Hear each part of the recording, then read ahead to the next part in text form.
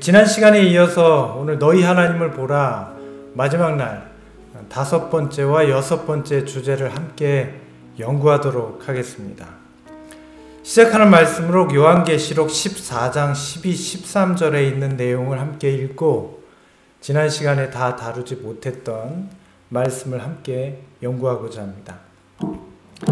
계시록 14장 12절과 13절입니다. 성도들의 인내가 여기 있나니 저희는 하나님의 계명과 예수 믿음을 지키는 자니라. 또 내가 들으니 하늘에서 음성이 나서 가로되 기록하라. 자금 이후로 주 안에서 죽는 자들은 복이 있도다 하시매. 성령이 가라사대 그러하다. 저희 수고를 그치고 쉬리니 이는 저희의 행한 일이 따름이라 하시더라. 요한계시록 14장 12절과 13절의 말씀입니다. 우리는 지난 시간에 계시록 14장의 세 천사의 기별이 어떻게 이 시대의 우리에게 무엇을 준비하게 하는 말씀인지를 우리는 함께 연구하였습니다.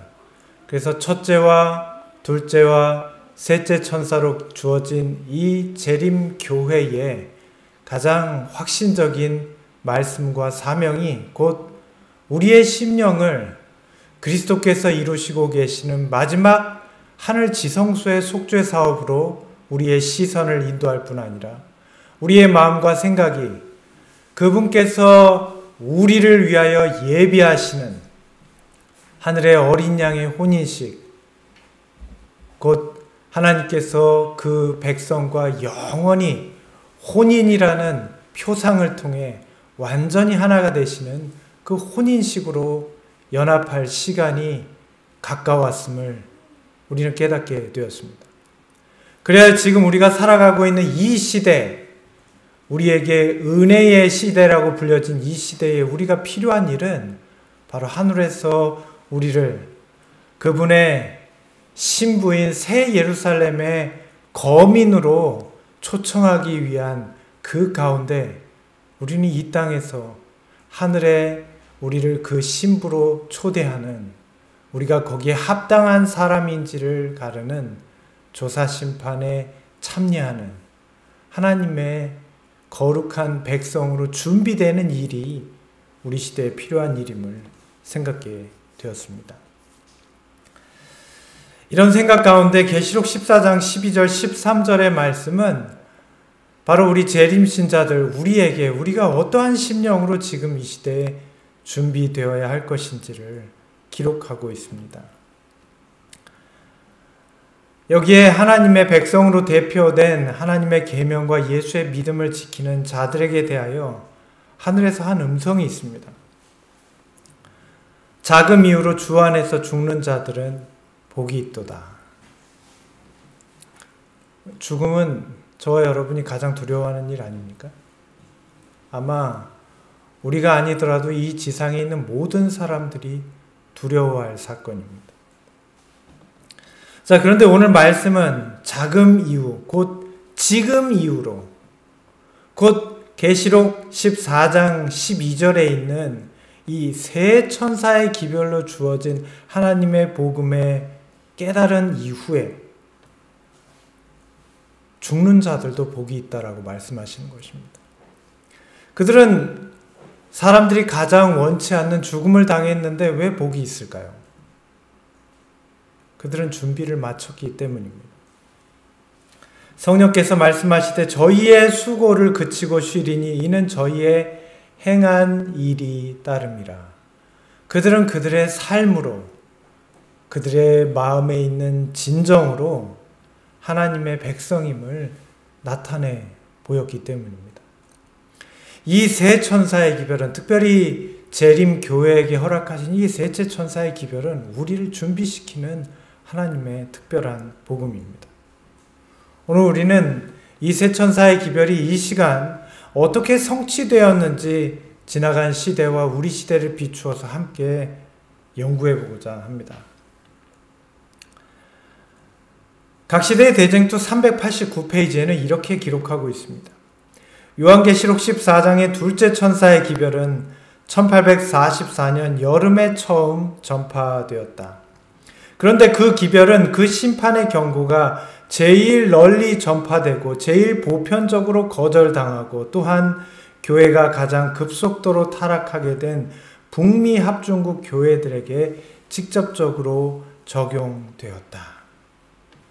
이 지상에 기독교를 대표하는 나라가 있다면 프로테스탄트로 이루어진 미국입니다. 그들은 청교도라는 이름으로 이제는 한 나라를 이루고 이 지상에 출현한 마지막 거대한 강국입니다. 오늘 말씀 가운데 계시록 14장의 둘째 천사의 기별은 바벨론에서 나오라는 말씀이었습니다. 우리는 지난 시간 그것이 어떤 것을 의미하는지에 대해서 말씀을 통하여 연구하였습니다. 우리에게 주어진 수많은 진리들을 깨닫지 못하게 하는 오류들로부터 나오게 되는 것. 예수님께서 2300주야 예언이 마치시고 새로운 중보 사역이 시작되었음을 알려주는 다니엘서와 계시록의 예언들이 열려진 것을 보여주게 한 이 둘째 천사의 기별은 1844년 여름에 처음으로 전파되었습니다.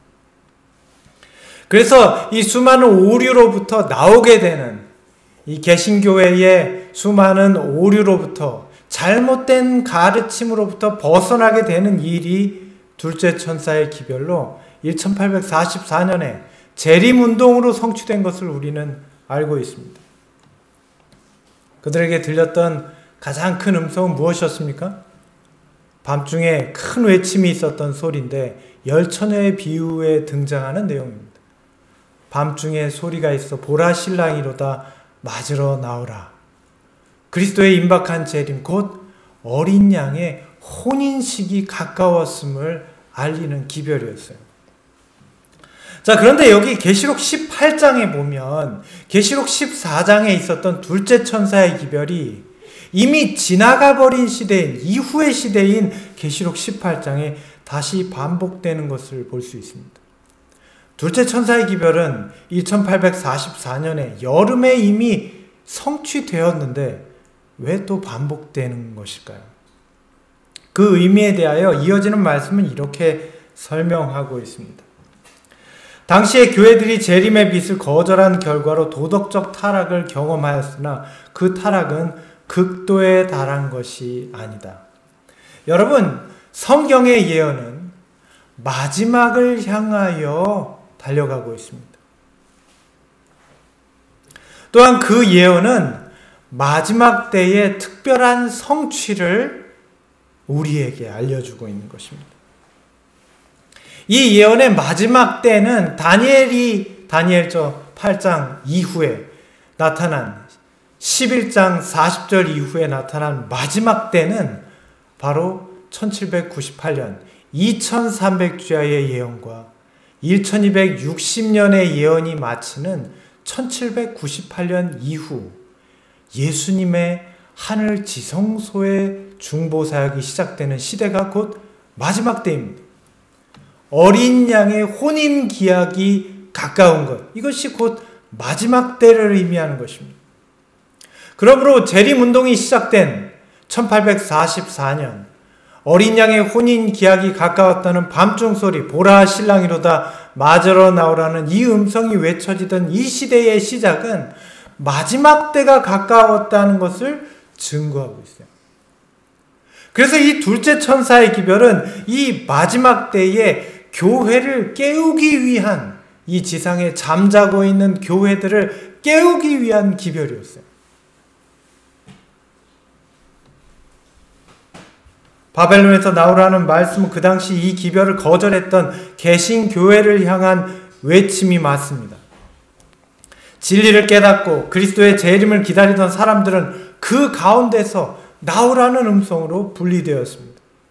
그러나 그 당시에 개신교회가 완전히 타락한 것은 아니었어요. 그 안에 아직도 하나님의 진실한 백성들이 있었고 하나님의 옳은 말씀을 사모하는 백성들이 있었습니다. 첫째와 둘째 천사의 기별을 경험하지 못한 많은 사람들이 있었습니다. 그런 의미로 각시대 대쟁투는 그들의 타락이 극도에 달한 것은 아니라고 말씀하고 있는 것입니다. 자, 그렇다면 여기에 말하는 극도의 타락, 세상이 더 이상 희망 없이 타락하게 되는 일, 곧 하나님의 교회가 그분의 올바른 말씀을 더 이상 받아들일 수 없고 더 이상 회개치 못하게 되는 그 시대는 언제쯤 닥치게 될 것인가? 우리는 알고 있습니까? 언제부터 여기에 말씀하신 계시록 18장에 이어지는 바벨론의 완전한 타락이 이루어질까요? 같은 말씀 389페이지에 이렇게 묘사하고 있습니다. 성경은 그리스도의 재림 전에 모든 그리스도교국의 각 교회들이 세상과 완전히 연합할 때에 바벨론의 타락은 절정에 이를 것이라고 증언하고 있습니다. 이러한 변화는 현재 진행 중에 있다, 이렇게 말하고 있습니다. 기독교회가 완전히 타락하게 되는 것은 계시록 17장에 음녀가 참남한 붉은 짐승에 올라타게 되는 교황권과 개신교회가 완전히 연합하게 되었을 때입니다. 이것은 셋째 천사의 기별이 맞춰지게 될 때에 있을 일입니다. 제7일 안식일 예수 재림 교회는 첫째와 둘째 천사의 기별을 깨닫고 셋째 천사의 기별을 전하기 위하여 특별한 사명으로 일으킴을 받은 마지막 교회입니다. 재림교회는 기독교회의 지난 시간 기독교회의 오류와 잘못된 가르침들로부터 벗어나도록 마지막 때의 교회들을 향하여 바벨론에서 나오라는 기별을 증거하는 교회입니다. 이 땅이 하나님의 백성들에게 하늘 지성소에서 이루어지는 어린 양의 혼인식과 이것을 예비하게 하는 조사 심판을 증거하는 교회가 재림교회입니다. 이것이 이 땅에 외쳐질 마지막 복음이에요. 하나님의 백성들이 준비되어야 돼요. 어린 양의 신부로 대비된 하늘의 새 예루살렘이 그리스도와 하나님의 어린 양이신 예수 그리스도와 완전히 결합하게 될 혼인식, 하늘의 마지막 사건이 가까운 이때에 우리는 이 땅에 있는 백성이 그 새 예루살렘의 거민으로 준비되어 어린 양의 혼인식에 참여할 사람으로 준비되도록 이 땅의 마지막 복음의 기별을 준비하고 증거하는 교회가 재림교회입니다. 이것이 재림교회에 주신 하나님의 사명이고 첫째와 둘째와 셋째 천사의 기별을 깨닫게 하신 하나님의 목적이에요. 오늘 재림교회는 그렇게 하고 있습니까? 우리는 지난 200여 년의 역사 동안 그리스도의 재림을 기다렸습니다. 그러나 우리는 막연하게 재림을 기다렸을 수 있지만 그 기다림의 시간 동안에 무엇을 해야 되는지에 대해서 깨닫는 것에는 충분치 못하였다라는 생각을 하게 됩니다. 저도 마찬가지입니다. 오늘날 우리의 모습이 어쩌면 그것을 증거하고 있습니다. 우리는 하늘의 새 예루살렘에 어린 양의 신부로 예비되는 하늘의 새 예루살렘에 들어갈 하나님의 거민으로 준비되어 있습니까? 우리는 이 마지막 바벨론의 타락이 절정에 이르러가는 지금 이 시대에 교황권으로 대표되는 천주교회와 개신교회가 거의 하나가 된 듯한 이 시대에 또한 이 지상의 불의한 세력, 이 세상의 마지막 진실한 하나님의 백성들과 그들의 가르침을 깨닫지 못하게 하려는 이 불의한 세력이 세상의 정치와 연합하려 하는 바야흐로 이 시대에 우리는 어떤 말씀과 어떤 진리를 깨닫고 그것을 세상에 전하기 위하여 준비되고 있습니까?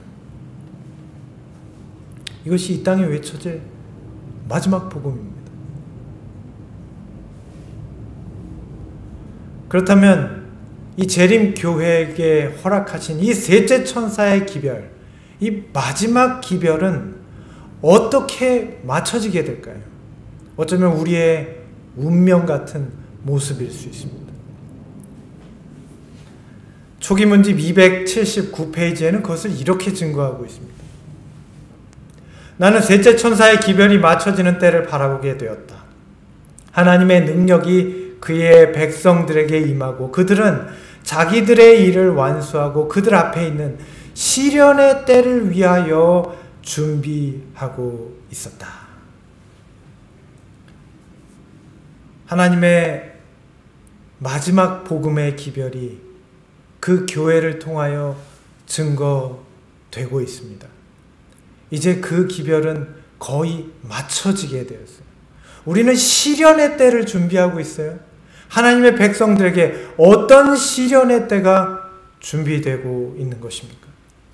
계시록 18장은 아직도 바벨론 가운데 남아있는 하나님의 백성을 향하여 그 가운데서 나오라는 초청이 주어질 시기를 지적하고 있다. 그 기별은 이 세상에 전해질 최후의 기별이며 그것으로 그 사업이 맞춰지게 될 것이다.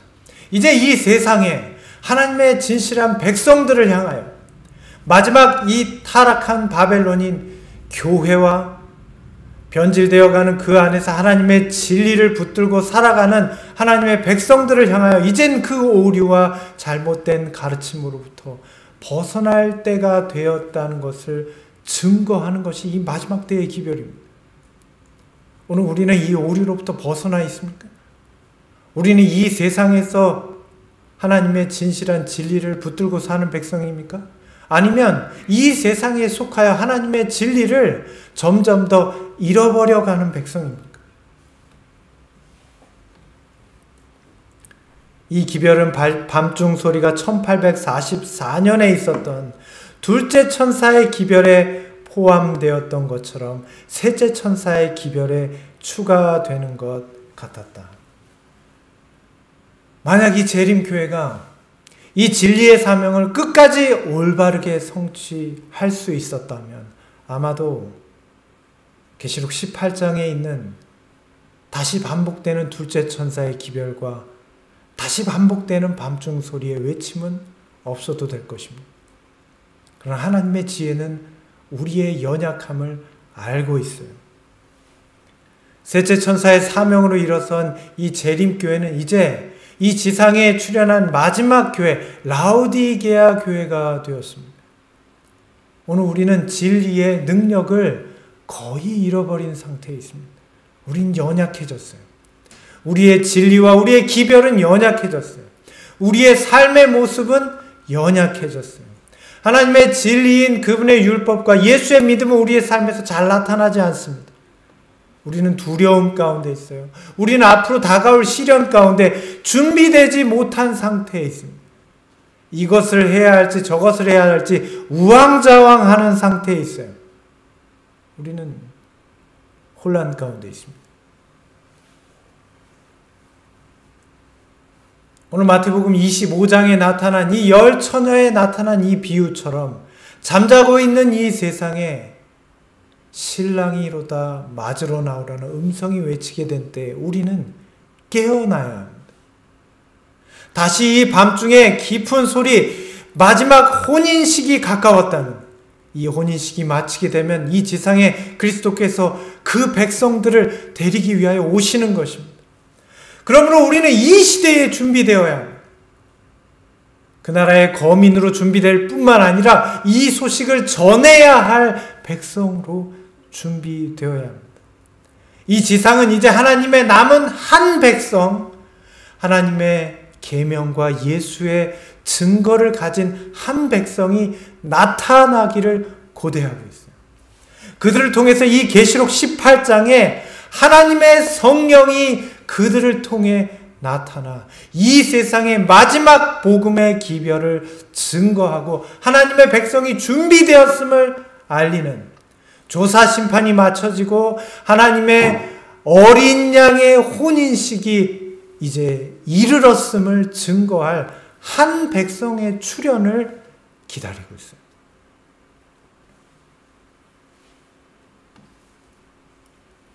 오늘 우리는 어떻게 준비되고 있습니까? 우리는 오래도록 교회 생활을 하면서 우리가 이 마지막 때에 어떻게 준비되어야 할지를 많은 시간 고민해 왔습니다. 어떤 분들은 더 많이 고민하고 어떤 분들은 덜 고민했을 수 있었겠지만 재림 신자라면 누구나 그리스도의 재림이 가까운 이 시대에 우리는 어떻게 준비되어야 할지를 고민했을 것입니다. 재림 신자인 우리는 자주 늦은 비를 받아야 새 천사의 사업을 마칠 수 있다는 말을 들어왔습니다. 늦은 비는 무엇입니까? 늦은 비는 성령의 사업을 말하고 있습니다.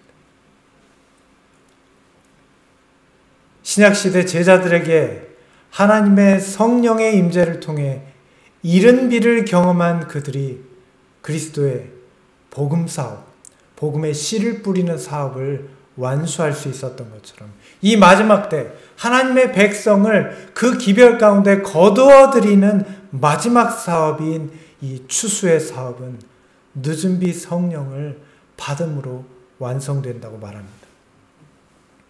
그렇다면 늦은 비는 무엇이고 어떤 사람들에게 내리게 될까요? 우리는 많은 경우 이것에 대하여 깊이 생각하지 않고 막연하게 늦은 비를 기다린다고 말합니다. 때때로 많은 재림 신자들은 내가 지금 못하는 일을 늦은 비가 내리면 저절로 다 할 수 있게 될 것이라고 믿고 있습니다. 그렇다면 늦은 비는 그런 것입니까? 그냥 지금 못해도 늦은 비가 내리면 다 되니까 그냥 우리는 막연히 기다리면 될까요? 우리는 늦은 비가 무엇이며 어떠한 사람들에게 이 늦은 비가 함께하는 것을 우리는 깨달아야 합니다. 우리가 막연하게 이 늦은 비에 대해서 알지 못한 채 기다린다고 말하는 것은 어떤 의미에서 기다리지 않는 것과 같을 수도 있습니다. 예수님의 초림 당시에 제자들의 모습을 통하여 우리는 무엇이 늦은 비이며 이른 비를 경험했던 사람들의 경험을 통해 어떻게 할 때 어떤 사람들에게 이 늦은 비가 임하게 될지를 생각해 보도록 하겠습니다.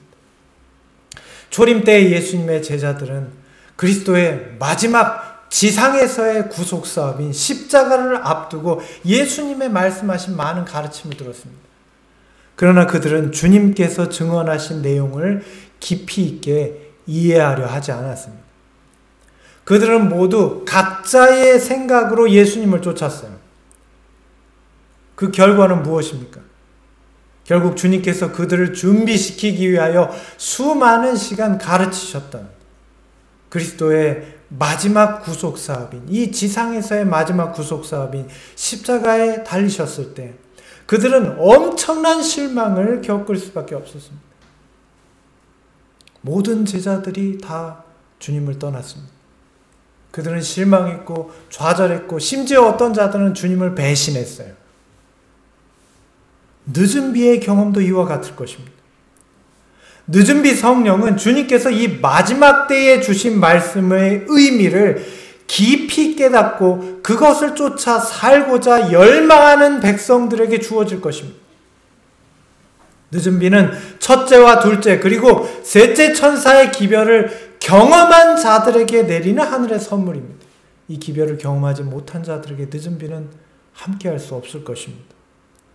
하나님께서는 첫째 천사와 둘째 천사의 기별로 하늘 지성소에서 이루어지는 주님의 마지막 중보 사역, 그 어린 양의 혼인식에 혼인할 신부인 새 예루살렘의 거민으로 그들을 준비시키는 조사 심판과 그 임박한 혼인식을 설명하는 이 마지막 복음인 이 세 천사의 기별을 경험한 자들에게 내리는 하늘의 선물이요. 하나님께서는 이 첫째와 둘째와 셋째 천사의 기별로 하늘 지성소를 바라보고 어린 양의 혼인식에 참여하기를 갈망하는 자들을 세상에서 불러내십니다. 이것이 계시록 18장에 다시 외쳐지는 밤중 소리의 의미예요. 바벨론에서 나오라는 음성의 의미예요. 어린 양의 혼인식으로 초청하는 거예요. 하늘 지성소에서 이루어진 그 구주의 마지막 중보 사업을 향해 초청되고 있는 것입니다. 그렇게 부름을 받은 하나님의 백성들에게 조사 심판이 곧 끝날 것이고 어린 양의 혼인이 임박함을 알리는 밤중 소리의 기별이 이 세상에 그들을 통하여 외쳐지게 됩니다. 이제 셋째 천사의 기별을 깨닫고 죄의 도마를 경험하고 율법에 나타난 하나님의 품성과 예수의 믿음을 경험한 자들, 하나님의 품성이 무엇인지를 경험하고 하나님의 품성을 그들의 삶으로 드러내는 예수의 믿음을 가진 자들에게 계시록 18장에 하늘 지성소로부터 보내지는 다른 천사의 힘과 능력, 곧 늦은 비의 경험이 있게 될 것입니다. 이 경험이 늦은 비로 표현된 마지막 성령의 운동이에요. 이 운동으로 인해 신랑의 다시 오심을 알리는 밤중 소리가 온 세상에, 특별히 이 지상에 하나님의 복음을 기다리던 바벨론의 무지 가운데 있는 첫째와 둘째와 셋째 천사의 기별을 아직 경험하지 못한 진실한 백성들에게 들려지게 될 것입니다. 이를 위하여 하나님께서는 지금 우리를 준비시키고 계세요. 여러분, 복음의 기별은 말로만 전해지는 것이 아닙니다. 오늘 우리는 유튜브와 각종 매체를 통해서 말로만, 보는 것으로만 전해지는 것이 다 거짓임을 깨닫게 되는 시대에 살고 있어요. 다 거짓이에요. 다 가짜예요. 대부분 다 거짓이에요. 무엇이 그 전하는 말씀의 참됨을 증거합니까? 바로 그것을 전하는 자들의 진실한 삶이에요. 하나님의 계명과 예수의 증거로 대표된 하나님의 품성이 의미하는 바는 뭘까요? 그 백성의 삶을 준비시키는 거예요. 그들이 증거할 기별에 합당한 삶을 나타내는 것이 하나님의 품성이 그들의 삶을 통하여 드러나는 것입니다. 오늘 저와 여러분은 어느 경점에 서 있습니까? 이 말씀을 위하여 우리가 함께 기도하고자 합니다. 여러분, 우리가 작년 2월 한국에 코로나가 처음 퍼질 때 우리의 마음이 어땠습니까? 마치 1년 안에 예수님이 오실 것 같았어요. 우리가 생각하는 이 마지막 때의 시련과 하나님의 백성들을 핍박하는 거대한 일요일 휴업령이라든지 이런 사건들이 순식간에 일어나고 1년 안에 마칠 것 같았어요. 한 해가 지나가고 이제 새로운 한 해가 벌써 4달이 지났습니다. 우리의 마음의 상태는 어떤 상태에 있습니까? 저는 그 기간 동안 정말 많은 마음의 시련을 경험했습니다. 내 믿음이 제대로 준비되지 못하는구나 하는 생각을 했습니다. 많은 어려움이 닥쳤을 때, 특별히 교회의 예배가 중단되고 코로나로 인해서 수많은 우리의 가정사에, 우리의 개인사에, 자녀들에게, 그리고 우리의 직장과 일터에서 어려움들을 경험하는 동안 내가 하나님의 계명과 예수의 증거를 가진 그분의 품성으로 준비된 백성의 모습이 나에게 있는가를 생각하게 되었어요. 정말 시련이 닥쳤을 때 기도하지 않더라고요. 하나님께 괴로움을 토로할 뿐이지 그분의 진리와 믿음을 내 마음에 가지지 못했다는 걸 깨닫게 되었어요. 그리고 1년이 지난 지금 우리의 마음은 예전보다 더 무뎌져 있는 것 같아요. 이미 코로나가 사람들의 마음을 더 무뎌지게 만들어버렸어요. 우린 지금 어느 시점에 살고 있습니까? 우리를 향한 사단의 방해와 이 세상의 타락의 정도는 어떠한지 우린 제대로 깨닫고 있습니까? 우리는 초림 때의 사건을 통해서 예수님이 재림 전에 어떤 모습일지 이 세상의 모습을 좀 살펴보고자 합니다. 예수께서 성소 제도의 뜰에서 그의 마지막 구속사업인, 이 지상에서의 마지막 구속사업인 피 흘림을 위하여 이 땅에 오셨을 때 사탄은 로마 제국을 통하여 혹독하게 이것을 막으려고 하였습니다. 그리고 예수님께서 자신의 흘리신 피를 가지고 하늘 성소로 들어가셔서 하늘 성소의 첫째 칸에 중보 사역을 시작하셨을 때 사탄은 로마 교황권을 통하여 하늘 성소에서 행하여지는 그분의 그리스도의 중보 사역을 가리고 그 진리들을 짓밟았습니다. 예수님이 하늘 성소의 첫째 칸에서 중보하시는 동안 교황권은 1260년 동안 미사제도와 고해 성사 등의 수많은 오류들로 지상에서 하늘 성소의 중보 사업을 바라볼 수 있는 우리의 영적인 눈을 가려버렸어요. 마침내 우리가 처해 있는 이 마지막 때에 주님께서 1844년 성소의 정결을 위하여 하늘 지성소로 들어가셨습니다. 치명상을 입었던 교황권은 그 상처가 회복되었어요. 사탄의 능력으로 힘을 얻어 하늘 지성소의 조사 심판과 혼인 잔치로 이루어지는 주님의 마지막 구속 사업, 하나님의 백성을 준비시키는 마지막 인류의 마지막 숙제 사업을 이제 방해하기 위하여 그들이 일어나는 시점에 우리는 살고 있어요. 재림교회는 하늘 지성소에서 이루어지는 그리스도의 마지막 구속 사역을 세상에 증거하기 위하여 세워진 특별한 교회입니다. 마지막 교회예요. 그러나 그 사명을 받았던 이 교회는 이제 그 사명을 잃어버린 상태에 놓여 있는 것 같아요. 그 사명이 우리 교회 가운데 희미해졌어요. 성도들 가운데 희미해졌어요. 그 말씀이 설교단에서 증거되지 않아요. 오늘 우리는 어떤 상태에 있습니까? 구약의 선지자 에스겔은 그 상태에 대하여 이렇게 묘사하고 있습니다. 여호와의 말씀이 이스라엘 땅에서 이르기를 날이 더디고 모든 묵시가 응함이 없다 하는 너희의 속담이 어찌미뇨. 사람들은 말합니다. 예언의 성취가 더디고 하나님의 묵시가 이루어지지 않는다. 하나님의 예언의 성취가 이루어지지 않는다라고 얘기해요. 예수님의 초림을 기다리던 이스라엘 백성들이 이렇게 말했습니다. 예수님의 초림을 예표하는 하나님의 묵시가 더디고 이 70일의 사건이 490년 동안 그리스도를 기다리는 그 긴 기간 동안 그들은 초림 때의 예수를 기다리면서 이런 마음의 상태에 있었어요. 날이 더디고 모든 묵시가 응엄이 없다. 우리는 예수님의 재림을 기다리는 동안 이 마지막 중보 사역이 이루어지는 지난 200년의 기간 동안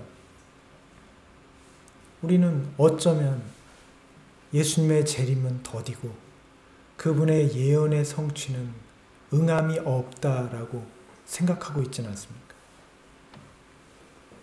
선지자는 이어서 이렇게 말하고 있습니다. 날이 더디고 모든 묵시가 응엄이 없다 하는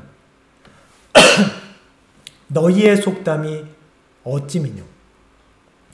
내가 이 속담을 그치게 하리니 내가 하는 말이 다시는 더디지 아니하고 응하리라. 에스겔 12장 21절로 25절의 말씀입니다.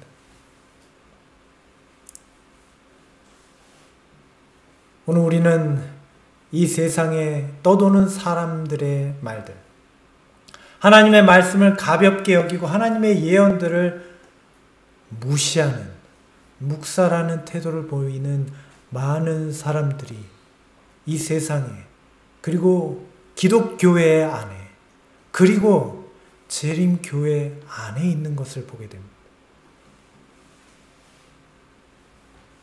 그런데 이 예언의 말씀을 자세히 살피면 우리는 매우 놀라운 것을 발견할 수 있는데 오늘 이것을 여러분의 마음 가운데, 우리의 마음 가운데 깊이 묵상해 보시길 바랍니다. 여러분, 하나님께서 이 지상에 시간적인 예언으로 주신 마지막 예언이 무엇입니까?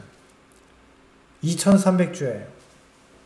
그런데 자세히 보시면 이 다니엘 8장 13절에 나타난 2300주야의 예언은 그 기간이 나누어져 있습니다. 2300주야의 예언은 크게 70일의 예언이 등장해요. 자, 그런데 이 70일의 예언 역시 나누어져 있어요. 7일에와 62일에와 한 일회로 나눠져 있는 것입니다. 저도 예전에는 이 말씀을 그냥 가볍게 묵상했던 것 같습니다. 그런데 자세히 보시면 7일에와 62일에와 한 일회로 나누어진 의미에 대해서 우리는 깨닫게 되는 것입니다. 이 예언이 성취되는 기간 동안, 이 490년이라는 긴 기간 동안 7일에와 62일에로 대표된 이 시간은 유대의 백성들에게 어떤 시간이었습니까? 이방 나라의 포로로 잡혀가고 예언적 시간은 매우 더디게 가고 그 약속은 성취되지 않는 것처럼 보였을 것입니다. 그들은 이 7일에와 62일에로 대표된 시간 동안 바벨론과 메데 페르시아에서, 헬라에서, 로마 제국하에 어쩌면 이 말씀과 같이 날이 더디고 모든 묵시가 응엄이 없다라고 사람들이 한간에 외쳤는지 모릅니다. 그런데 이 예언은 그 마지막에 한일회라는 시간으로 나눠져 있어요. 여러분, 이 70일의 예언의 마지막 한일회가 의미하는 그 시간적 의미를 아십니까? 이 한일회 동안에 어떤 일이 있었어요? 메시아가 출임하십니다. 그리스도께서 기름 부음을 받으십니다. 그리스도의 마지막 이 지상에서의 중보 사역인, 속죄 사역인 십자가의 희생이 드려집니다. 그 피 흘림이 드려지고 마지막 이 지상에서의 유대인들을 향한 마지막 유예의 시간이 주어지고 이제 복음은 이방인들을 향해 넘어가게 됩니다. 그때에 받았던 특별한 성취가 이른비 성령이에요. 마지막 한 일회를 남겨두고 예언은 신속하게 성취되는 것을 볼 수 있습니다.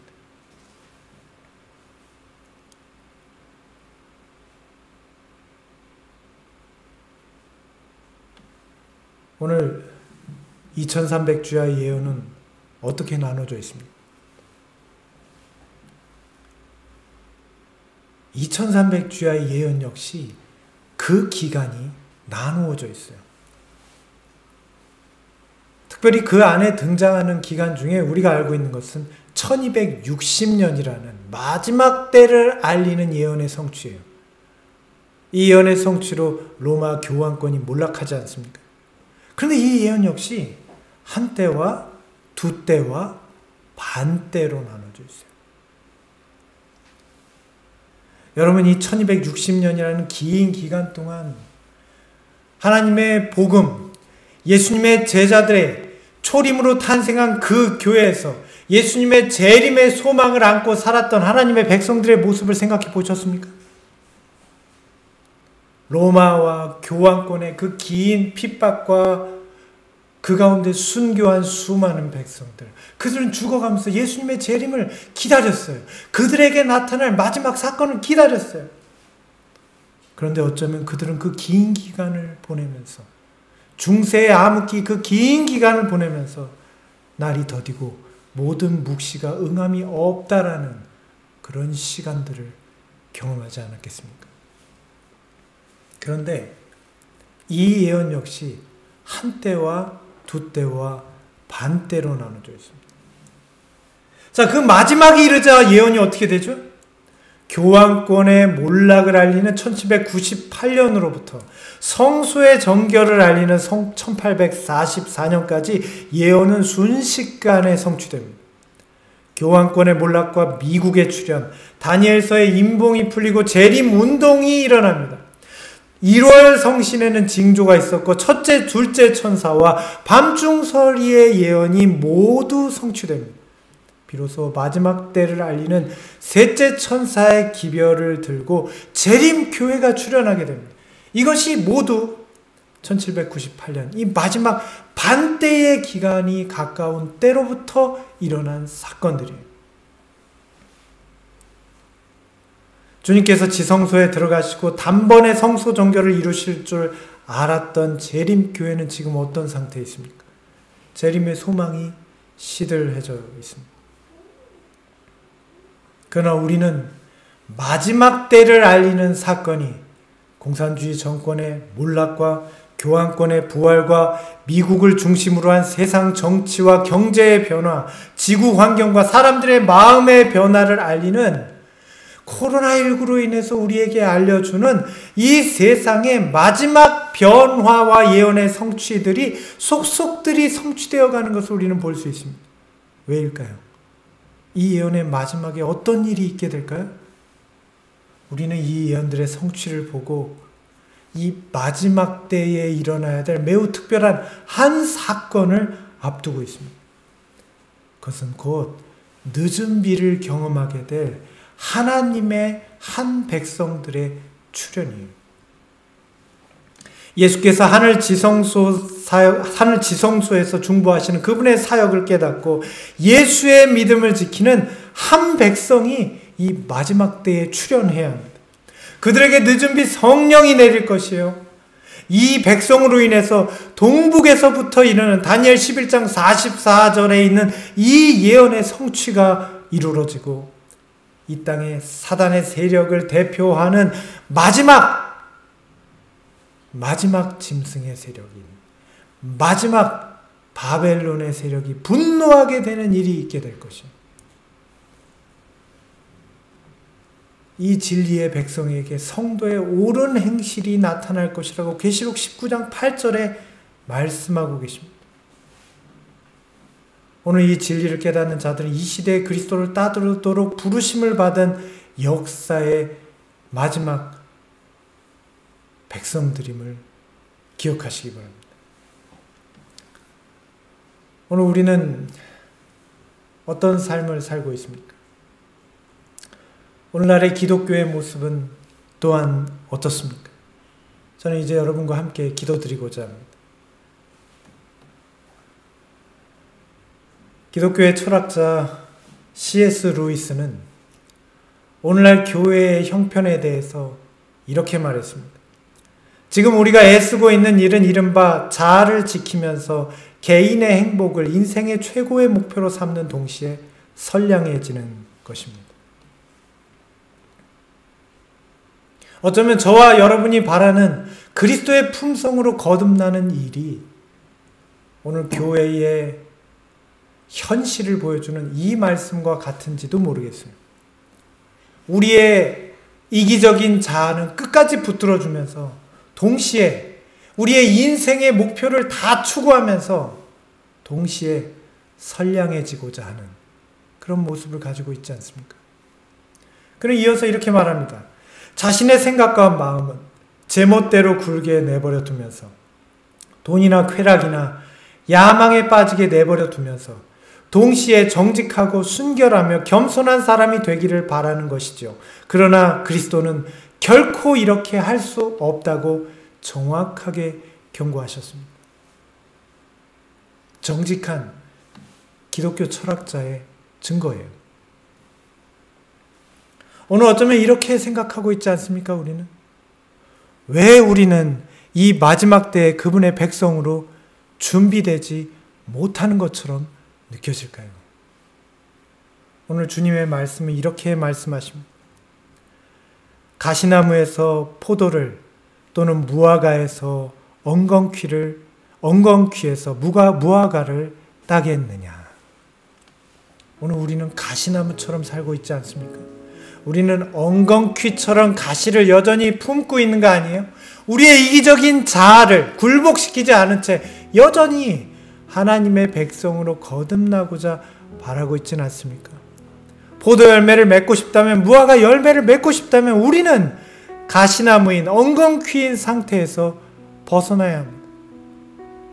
오늘 저와 여러분이 주님 앞에서 완전하게 간구하는 그러한 모습이 우리 가운데 나타나게 되기를 원합니다.